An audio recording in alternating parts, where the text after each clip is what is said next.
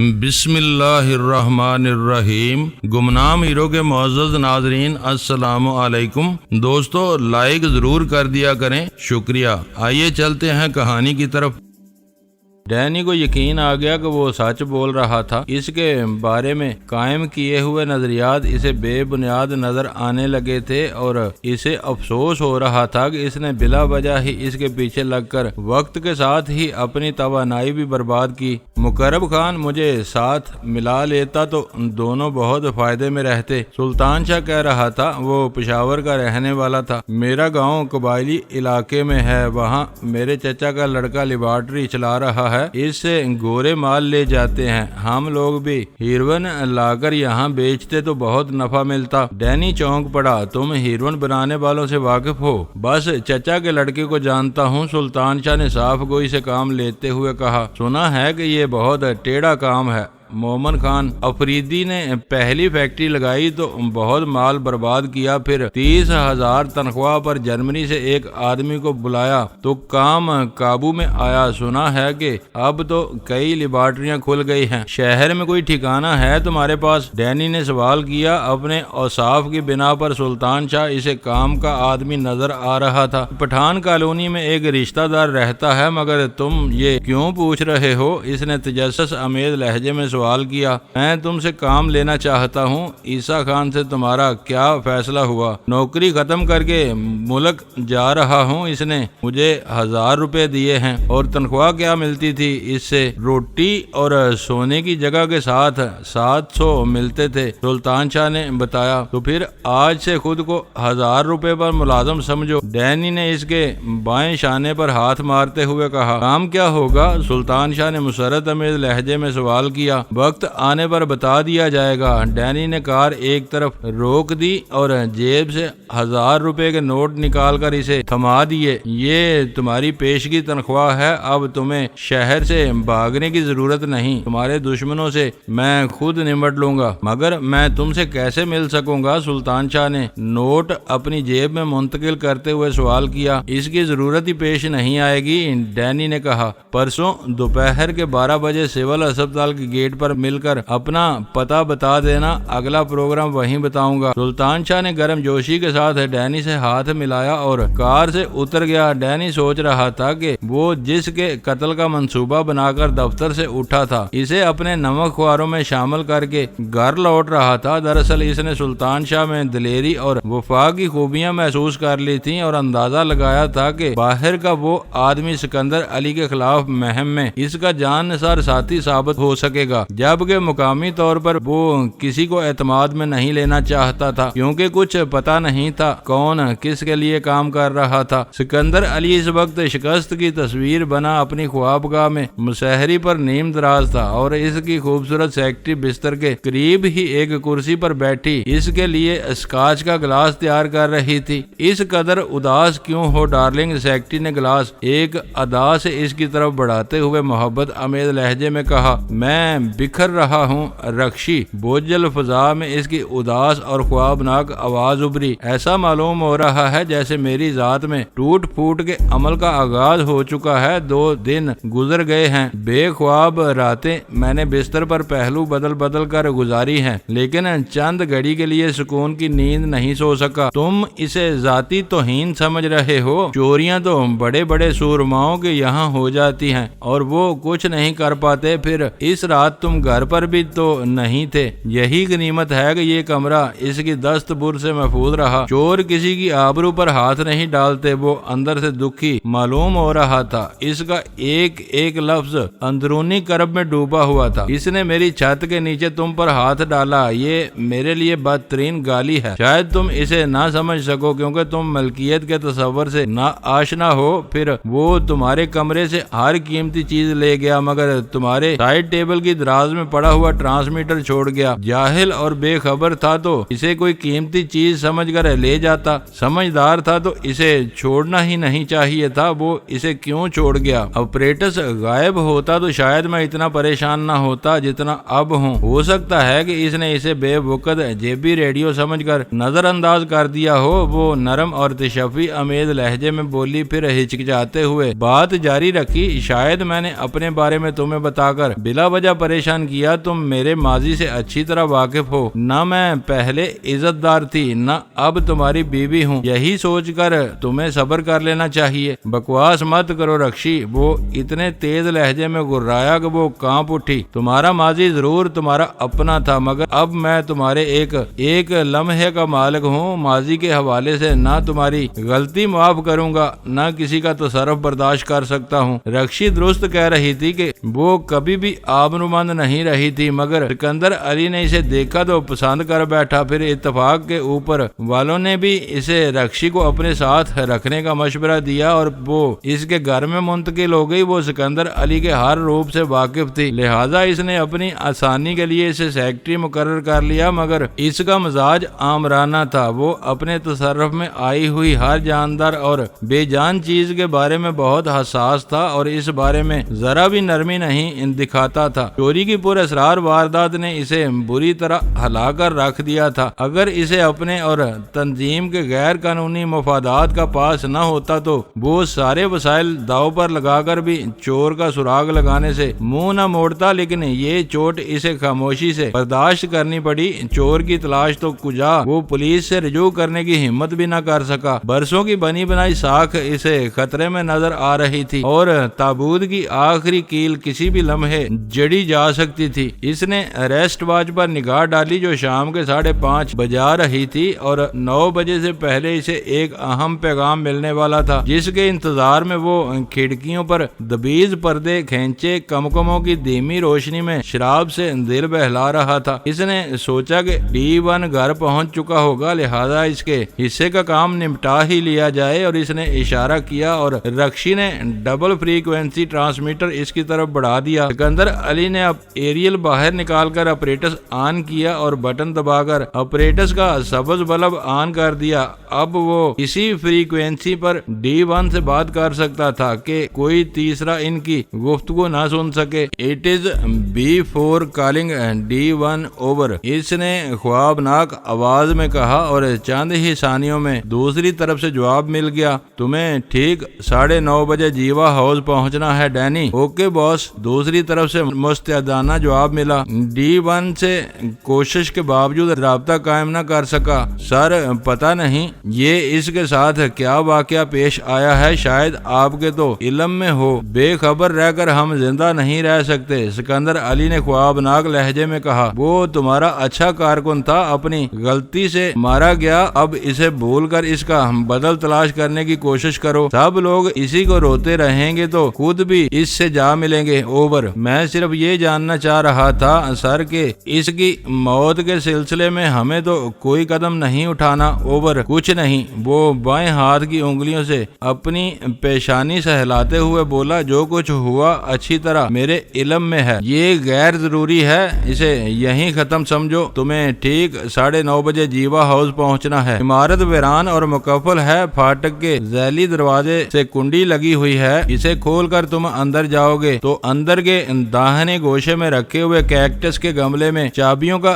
گچھا دبا ہوا ملے گا۔ پھاٹک کا قفل کھول کر تم گاڑی اندر لے جاؤ گے اور روشنیاں جلانے کے بعد برآمدے ہی میں رکو گے۔ عمارت کے دروازے بدستور مقفل رہیں گے سر، دوسری طرف سے پوچھا گیا۔ احمق ہو، وہ قدرے جلا گیا۔ چابیاں ملنے کا مطلب ہے کہ ہر قفل کھول دیا جائے، اوور اینڈ آل۔ سلسلہ منقطع کر کے اس نے ٹرانسمیٹر مشاہری پر ایک طرف ڈال دیا۔ رکشی نے اسے اٹھا کر آف کر دیا۔ اسے جیوا ہاؤس میں کیوں بلایا ہے؟ رکشی نے آہستہ سے سوال کیا۔ وہ گلاس سے ایک لمبا گھونٹ لے کر ہونٹوں پر پھیرتے ہوئے پھیکے انداز میں مسکرا دیا۔ بس دیکھتی جاؤ، میری حس بتا رہی ہے کہ آج کی رات فیصلہ کن ثابت ہونے والی ہے۔ رکشی پھریری لے کر رہ گئی کیونکہ وہ سکندر علی کے لب و لہجے سے خوب واقف تھی، جو وہ عموماً خطرناک مہمات کے وقت اختیار کرتا تھا۔ باس کی اس کال نے مجھے بوکھلا کر رکھ دیا۔ میں یہ سمجھنے سے قاصر تھا کہ جیوا ہاؤس کی عمارت خالی کرانے کے بعد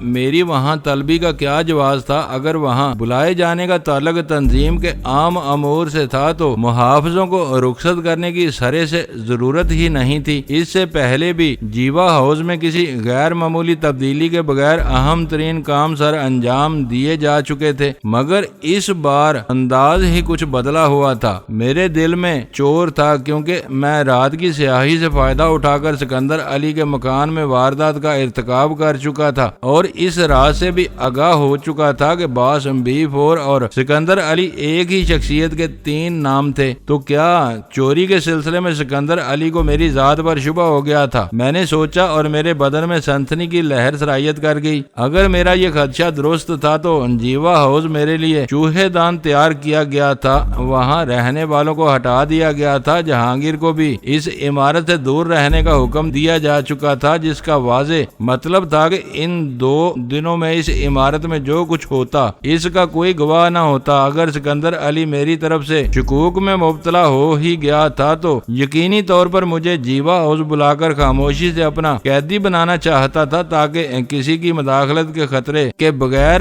مجھ سے تشدد آمیز باز پرس کا آغاز کر سکے اور میرے اعترافات کی روشنی میں میرے مستقبل کا فیصلہ صادر کر سکے، جو میری دانست میں فوری سزائے موت سے ہرگز کم نہ ہوتا، کیونکہ سکندر علی شہر کے معاشرتی اور سماجی حلقوں میں مقبول شخصیت کا مالک تھا۔ وہ ہرگز یہ گوارا نہ کرتا کہ اس کی دوہری شخصیت کے راز سے واقف ہونے والا کوئی شخص زندہ رہ سکے۔ میری سمجھ میں نہیں آ رہا تھا کہ میں کیا کروں۔ جیوا ہاؤس کا رخ کرتا تو تشدد اور پھر ہلاکت کا روح فرسا خطرہ ذہن میں منڈلا رہا تھا، اور نہ جانے کی صورت میں بھی گلو خلاصی کی کوئی راہ نظر نہیں آ رہی تھی۔ سب سے پہلے تو حکم سے انحراف کرنے پر میں بغاوت کا مرتکب قرار پاتا، پھر مقررہ وقت پر میری غیر حاضری اعتراف جرم کے مترادف ہوتی اور مفاہمت کے موہوم ترین امکانات بھی مفقود ہو کر رہ جاتے۔ کافی سوچ بچار کے بعد میں نے فیصلہ کیا کہ مجھے مسلح ہو کر مقابلے کی تیاریوں کے ساتھ مقررہ وقت سے ذرا پہلے جیوا ہاؤس پہنچ جانا چاہیے، تاکہ اپنے طور پر وہاں پائی جانے والی صورتحال کا جائزہ لے سکوں۔ اس فیصلے میں یہ عنصر بہت اہم ثابت ہوا تھا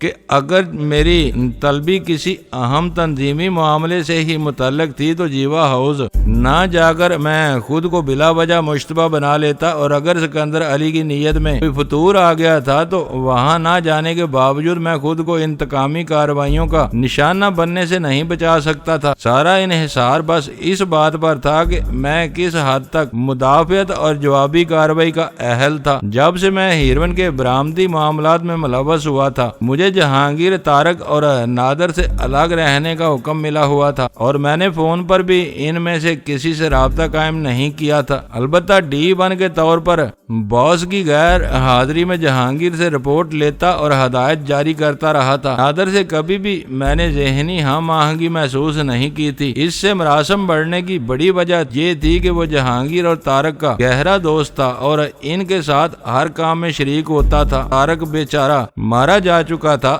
اب لے دے کر جہانگیر ہی میرا ایسا قابل اعتماد ساتھی تھا جس سے میں ذرا کھل کر بات کر سکتا تھا، اور اب تو طارق کے قتل نے ایک ایسی غیر معمولی صورتحال پیدا کر دی تھی کہ ہمارا باہمی رابطہ شاید ہدایت کی خلاف ورزی نہ سمجھا جاتا۔ میں نے فون پر نمبر ملایا تو دوسری طرف سے جہانگیر کی بیوی سلمہ کی آواز سنائی دی۔ ڈینی بول رہا ہوں بھابی، کیا حال ہیں آپ کے؟ میں نے جہانگیر کو بلانے سے پہلے رسمی طور پر اس کی مزاج پرسی کر ڈالی۔ حال خراب ہے تنویر بھائی، وہ شروع ہی سے ڈینی کے بجائے مجھے اصل نام سے پکارتی تھی۔ آپ کے دوست آج کل حفاظت کے خبط میں مبتلا ہیں اور آپ بھی سرے سے غائب ہیں، ورنہ شاید آپ کی بات ان کی سمجھ میں آ جاتی۔ اوہو، اپنے ذہن میں موجود خدشات کی بنا پر میں چونک پڑا۔ طارق مارا جا چکا تھا، میں خود خطرہ سر پر منڈلاتا محسوس کر رہا تھا، اور اب جہانگیر کے بارے میں ایسی ہی خبر مل رہی تھی۔ کیا ہوا؟ کس سے حفاظت کے بارے میں پریشان ہے جہانگیر؟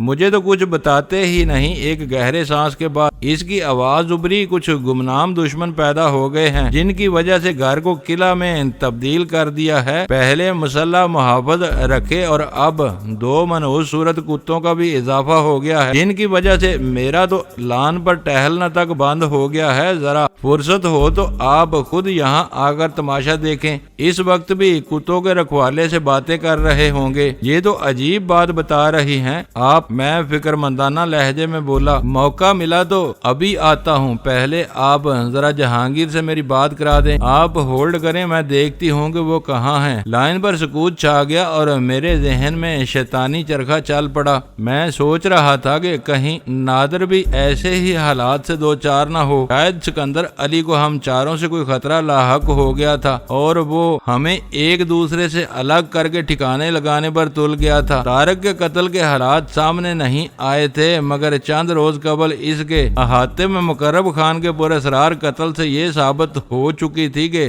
B4 بذات خود یا اس کا کوئی آدمی طارق کے پیچھے لگا ہوا تھا اور اس حد تک با اختیار تھا کہ اس کے مکان کی چار دیواری میں اسے شبے کا موقع دیے بغیر قتل کی واردات کا ارتکاب کرنے پر قادر تھا۔ عین ممکن تھا کہ اسی شخص نے B4 کے اما پر طارق کو اس کی خوابگاہ میں قتل کیا ہو اور خود صاف نکل گیا ہو۔ ہیلو، کہاں مرے ہوئے ہو تم؟ ریسیور پر جہانگیر کی آواز نے مجھے چونکا دیا۔ میں تو جہاں ہوں سو ہوں، تم سے اتنا بھی نہ ہوا کہ فون کر کے خیریت ہی معلوم کر لیتے؟ میں نے خشک لہجے میں کہا۔ میں بہت پریشان ہوں یار۔ جہانگیر کا لہجہ یک لخت دھیما اور رازدارانہ ہو گیا۔ ہو سکے تو ادھر چلے آؤ، کچھ ضروری باتیں کرنی ہیں۔ طارق کا انجام تو تم نے آج کے اخبارات میں پڑھ ہی لیا ہوگا۔ اس سالے باس نے تو ہمیں توپ کے دانے سے باندھ دیا ہے، اسی لیے کتوں کے پلوں کا سہارا لیا ہوا ہے۔ میں نے مانی خیز لہجے میں طنز کیا۔ فون پر بات نہیں ہو سکتی، اس نے جلدی سے اسی رازدارانہ لہجے میں کہا۔ سلمہ سون گن لینے کے چکر میں آس پاس ہی منڈلا رہی ہے، بس جلدی سے آ جاؤ، میرے پاس رائل سلیوٹ آئی ہوئی ہے، مزہ آ جائے گا۔ میں آ رہا ہوں، لیکن اپنے کتوں کو ذرا باندھ کر رکھنا، فکر مت کرو، سالے 2 ہی دن میں میرے اشاروں پر چلنے لگے ہیں، ٹرینر بہت زبردست ملا ہے۔ جہانگیر کا جواب سن کر میں نے سلسلہ منقطع کر دیا۔ نے برسوں بعد جہانگیر کو اس پرانے لب و لہجے میں بے تکلفی سے بات کرتے سنا تھا، ورنہ جب سے گروہ کی سربراہی اسے سونپی گئی تھی وہ مجھے اپنا ماتحت سمجھ کر اکثر اپنی برتری کے اظہار پر تلا رہتا تھا۔ یہ اور بات تھی کہ میں باس کے نمائندے کے طور پر اسے ڈانٹ پھٹکار کر اپنے دل کی بڑاس نکال لیتا تھا، مگر ہمیشہ ہی مجھے یہ خلش رہتی تھی کہ کاش میں جہانگیر کو یہ جتا سکوں کہ بظاہر گروپ کی سربراہی مل جانے کے باوجود وہ مجھ ہی کو جواب دہ ہے۔ جہانگیر کے اس بدلے ہوئے رویے سے ظاہر ہو رہا تھا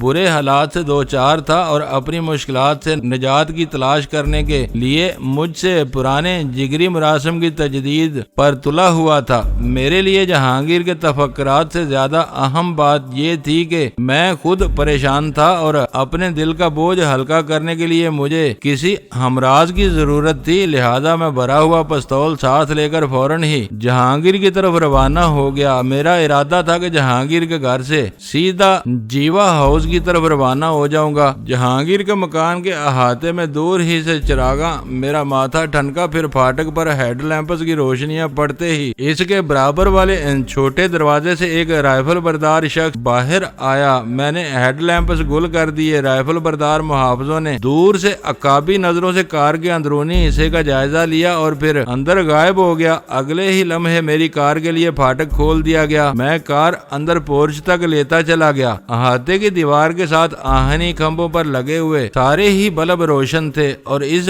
روشنی میں سرسبز لان پر جو شاید میرا منتظر تھا وہ جیسے ہی میری کار کی طرف لپکا، اس کے ساتھ کھڑے ہوئے 2 خونخوار کتے بھی اس کے ساتھ آگے بڑھے اور دروازہ کھولتے کھولتے ٹھٹک گیا۔ بڑے بالوں والی دموں اور بیڑیے جیسی تھوتنی والے وہ کتے اپنے چکنے انداز سے بہت خطرناک نظر آ رہے تھے۔ ایسا معلوم ہو رہا تھا جیسے وہ کسی بھی لمحے کسی پر جھپٹ پڑیں گے۔ اتر آؤ، میری موجودگی میں کچھ نہیں کہیں گے۔ جہانگیر یہ کہتے ہوئے میری سمت کا دروازہ کھول دیا اور میں جھجکتے ہوئے کار سے نیچے اتر آیا۔ ان میں سے ایک کتے نے سرخ آنکھیں مجھ پر مرکوز کر کے خونخوار دھیمی آواز میں گھرانا شروع کیا۔ میں دوبارہ کھلے ہوئے دروازے سے کار میں چھلانگ لگانے کے بارے میں سوچ ہی رہا تھا کہ جہانگیر کے ڈانٹنے پر اس کتے نے گھرانا بند کر دیا۔ دم ہلاتے ہوئے اس کے پیر سونگنے شروع کر دیے۔ دیکھا تماشا تنویر بھائی، ڈرائنگ روم میں داخل ہوتے ہی مجھے سلمہ کی کھنکتی ہوئی آواز سنائی دی۔ شاید وہ کسی کھڑکی کا پردہ ہٹائے سارا منظر دیکھ رہی تھی۔ پتہ نہیں تمہیں تانک جھانک میں کیا مزہ ملتا ہے؟ جہانگیر تلخ لہجے میں بولا، دنیا جہان میں گھر کی حفاظت کے لیے کتے پالے جاتے ہیں، میں لے آیا تو بس تمہیں ان کا وجود ہی ناگوار گزر رہا ہے، ہر بات میں ایک تماشا نظر آنے لگا ہے تمہیں۔ وہ شوخ انداز میں ہنستے ہوئے وہاں سے چلی گئی۔ میں نے محسوس کیا کہ وہ جہانگیر کو چڑھا کر لطف اندوز ہو رہی تھی۔ اپنی تو جو الجھنے ہیں سو ہیں، اس عورت نے الگ دماغ خراب کیا ہوا ہے۔ اس کے چلے جانے پر جہانگیر صوفے پر بیٹھتے ہوئے بڑبڑایا، بابی ذہین عورت ہے۔ میں نے آہستہ سے کہا، ان حرکتوں کا کوئی منطقی جواز بتائے بغیر تم انہیں مطمئن نہیں کر سکو گے۔ میں اسے کیا بتاؤں؟ جہانگیر انجلا گیا، میری خود عقل معاف ہو کر رہ گئی ہے۔ باہر نکلتے ہوئے بھی اب خوف آنے لگا ہے۔ پھر میری آنکھوں میں جھانکتے ہوئے تجسس آمیز لہجے میں بولا، تم خوفزدہ نہیں ہو طارق کے انجام سے؟ لازمی بات ہے، میں نے اس کی تائید کی۔ یہی معلوم نہیں کہ وہ اپنوں کا نشانہ بنا یا دشمن کی ذات میں آیا۔ بے خبری میں اس کی طرح ہم بھی مارے جا سکتے ہیں۔ جہانگیر چونک پڑا، اپنوں کا نشانہ، یہ کس بنا پر کہہ رہے ہو تم؟ وہ کچھ لوگوں کی نگاہوں میں آ گیا تھا، ہو سکتا ہے کہ اس کی وجہ سے خطرہ محسوس کرتے ہوئے حفظ مات قدم کے طور پر اس کو راستے سے ہٹا دیا گیا ہو، مگر میری B4 سے بات ہوئی ہے۔ وہ بولا، اگر طارق کو سزا ہی دی گئی ہوتی تو وہ ضرور تذکرہ کرتا۔ B4 کون ہے؟ میں نے معصومانہ لا علمی کا اظہار کرتے ہوئے پوچھا اور جہانگیر سٹپٹا گیا۔ سب لوگ اس بات سے تو واقف تھے کہ اسے کسی اور سے ہدایت ملتی ہیں، لیکن بعد کے دوہرے انتظامات جہانگیر نے اپنی ذات تک محدود رکھے تھے۔ اسے افسوس ہو رہا تھا کہ اس نے بے خیالی میں میرے سامنے B4 کا نام کیوں لیا۔ اب وہ فوری طور پر کوئی کلا بازی بھی نہیں کھا سکتا تھا، اور ورنہ میں اس کی طرف سے بدظن ہو جاتا۔ پہلے جس سے ہدایت ملتی تھی وہ D1 تھا۔ جہانگیر نے تھوک نکلتے ہوئے رازدارانہ لہجے میں کہا، B4 اس سے اوپر ہے۔ اب وہ بھی براہ راست مجھ سے بات کرنے لگا ہے، لیکن یہ راز تم اپنی ہی ذات تک محدود رکھنا۔ تو یوں کہو کہ آج کل اونچے اڑ رہے ہو؟ میں معنی خیز لہجے میں بولا، مجھے تو لگتا ہے کہ یہ سب شامت کے آثار ہیں۔ وہ بے بسی سے بولا، مخبری کی مہم چلا کر ہم نے اپنے پیروں پر خود کلہاڑی ماری۔ شہر میں باخبر لوگ جانتے ہیں کہ ہیروئن کا کاروبار میں چلا رہا ہوں۔ B4 اور D1 تو محض دو آوازیں ہیں جن کے وجود سے بس میں ہی واقف تھا، یا اب تمہیں اس راز میں شریک کیا ہے۔ یہ بتاؤ کہ لاکھوں کا نقصان اٹھانے والوں کو اگر ہم پر مخبری کا شبہ ہو جائے تو ہم کہاں ہوں گے؟ سوچ تو درست ہی ہے تمہاری، میں فکر مندانہ لہجے میں بولا، لیکن ہم کر ہی کیا سکتے ہیں؟ جس دن کسی ہدایت سے انحراف کیا ہمارے خلاف کارروائی ہو سکتی ہے۔ D1 یا B4 وہ دونوں پردہ نشین ہیں۔ لاکھوں کی آبادی میں محض آوازوں کی بنا پر ان کو تلاش کرنا ناممکنات میں سے ہے۔ بس اسی فکر نے جان عادی کی ہوئی ہے، ورنہ مال کی نکاسی زوروں پر ہے اور روز بروز کھپت بڑھتی ہی جا رہی ہے۔ تم نے اچھا کیا کہ حفاظتی انتظامات کر لیے، میں نے مکارانہ لہجے میں کہا۔ جیوا ہاؤس کی طرح اب یہاں پرندہ بھی پر نہ مار سکے گا، اور جیوا ہاؤس کی بھی سن لو۔ میری توقع کے مطابق گفتگو کا رخ میری منزل کی طرف تبدیل ہو گیا۔ آج سے 2 دن کے لیے اسے خالی کرا لیا گیا ہے، عملے کو چھٹی دے کر تالے ڈلوا دیے گئے ہیں۔ پرسوں صبح سے پہلے تم بھی ادھر کا رخ نہ کرنا۔ اس کی کیا ضرورت پیش آ گئی؟ میں نے پوچھا۔ اللہ ہی جانتا ہے، یا پھر B4 کو معلوم ہوگا۔ جہانگیر اٹھتے ہوئے بڑبڑایا، اب تو مجھے اس تصور ہی سے ہول آنے لگے ہیں کہ میں برسوں سے ایک ایسے آدمی کے لیے کام کر رہا ہوں جس سے ذرا بھی واقفیت نہیں ہے۔ کوئی بھی گڑبڑ ہوئی تو بس اپنی ہی گردن پھندے کی ذات میں آئے گی۔ جہانگیر دیوار گیر الماری سے رائل سلیوٹ کی بوتل اور اس کے لوازمات لے کر لوٹا تو میں نے ایک نازک سوال کر ڈالا، کنارہ کشی کے بارے میں غور کر رہے ہو آج کل؟ ابھی یہ نوبت نہیں آئی، وہ پھیکی ہنسی کے ساتھ بولا۔ کام دھندا سب چوپٹ پڑا ہوا ہے، آمدنی کا سارا انحصار اسی لائن پر ہے۔ اول تو اتنی آسانی سے گلو خلاصی نہیں ہو سکے گی، اور ہو بھی گئی تو تھوڑے ہی دنوں میں وہ سارے اثاثے بک جائیں گے جو برسوں کی محنت میں جمع کیے ہیں۔ مجھے یہ اندازہ لگا کر خاصی تسلی ہوئی کہ جہانگیر کو تنظیم کے بڑوں کی طرف سے کوئی خطرہ نہیں تھا، جس کا مطلب تھا کہ طارق کے بعد ہم تینوں کی باری آنے کے سلسلے میں میرے خدشات سرے سے بے بنیاد نہیں تو مبالغہ آمیز ضرور تھے، اور میری جیوا ہاؤس میں طلبی فی الوقت بہت زیادہ سنگین مضمرات کی حامل نہیں ہو سکتی تھی۔ پھر ہم اسکاچ وہیسکی کے سرور سے لطف اندوز ہوتے ہوئے اعتماد کی فضا میں گفتگو کرتے رہے۔ مجھ کو اس سے معلوم ہوا کہ نادر خان ان دنوں بہت تیز جا رہا تھا۔ اس کے بعد کارندے اس قدر پرجوش تھے کہ طبقاتی نفرت اور ذاتی دشمنی کی بنیاد پر اپنے ناپسندیدہ افراد کے بچوں کو بھی ہیروئن کی لت میں مبتلا کرنے پر تل گئے تھے اور اس مشن میں خاطر خواہ کامیابی حاصل کر رہے تھے۔ ان سرگرمیوں پر نہ جہانگیر کو کوئی اعتراض تھا اور نہ ہی میں نے ندامت محسوس کی۔ ہم دونوں ہیروئن کے بیوپاری تھے، ہماری روزی اور خوشحالی ہیروئن کی فروخت سے وابستہ تھی، اور ہم ہر اس حربے کے حق میں تھے جو ہمارے مال کی کھپت میں فروغ کا باعث بن سکے۔ ہمیں اس سے کوئی غرض نہیں تھی کہ اس مہم کی زاد میں آنے والے کون لوگ تھے اور معاشرے کے کن طبقات سے وابستہ تھے۔ مجھ سے گفتگو کے دوران جہانگیر بار بار اپنی ریسٹ واچ دیکھتا رہا۔ ایک بار میں نے اسے ٹوکتے ہوئے خود واپسی کا ارادہ ظاہر کیا، لیکن جہانگیر نے زبردستی مجھے روک لیا۔ اس نے بتایا کہ 8 بجے اسے چند منٹ کے لیے ایک اہم کال کرنا تھی۔ میں سمجھ گیا کہ وہ 8 اور 8:15 کے درمیان B4 یا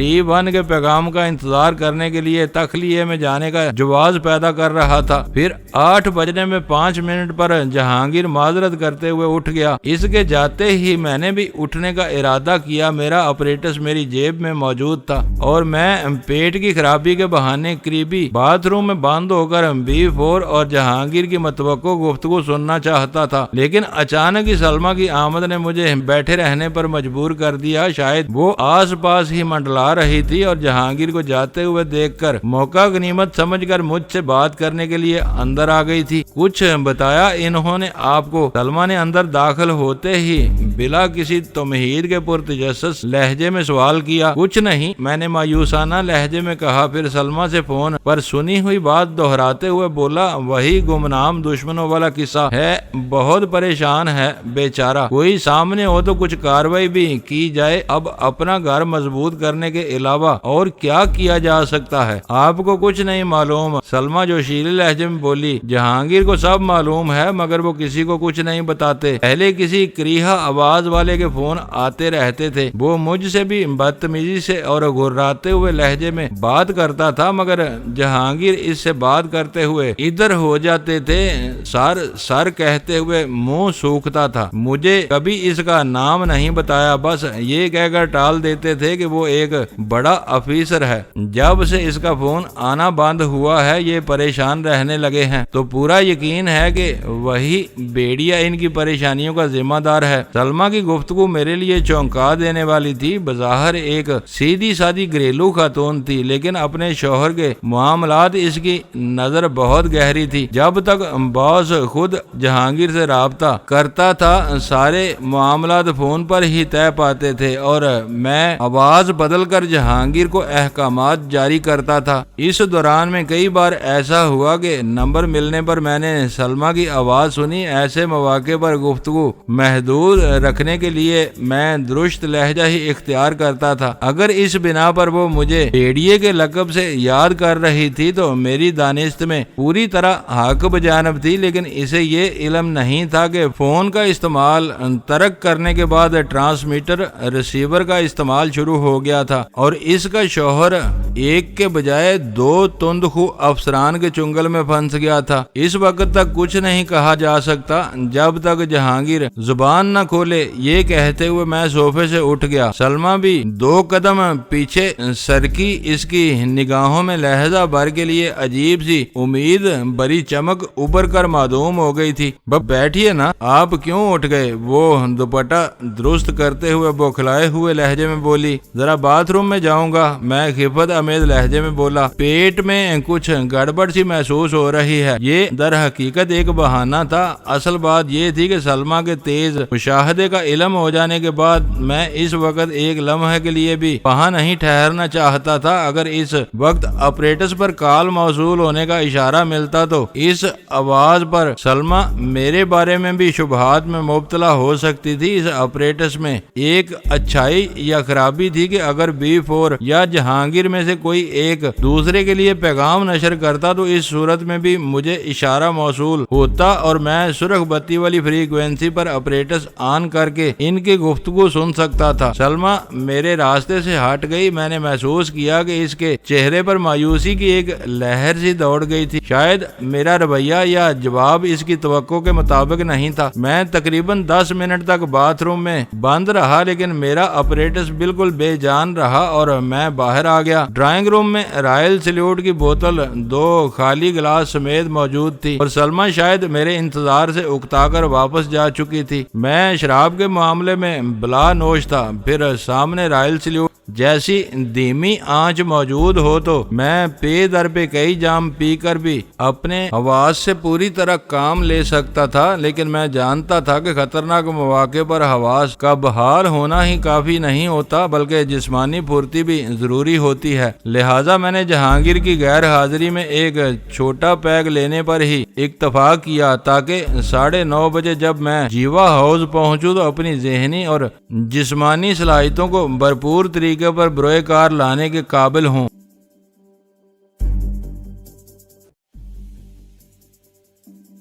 دوستو ویڈیو کو لائک ضرور کر دیا کریں۔ ISI پاک آرمی زندہ باد، پاکستان پائندہ باد۔ معزز ناظرین اپنا خیال رکھیے گا اور اپنے اس چینل کا بھی شکریہ۔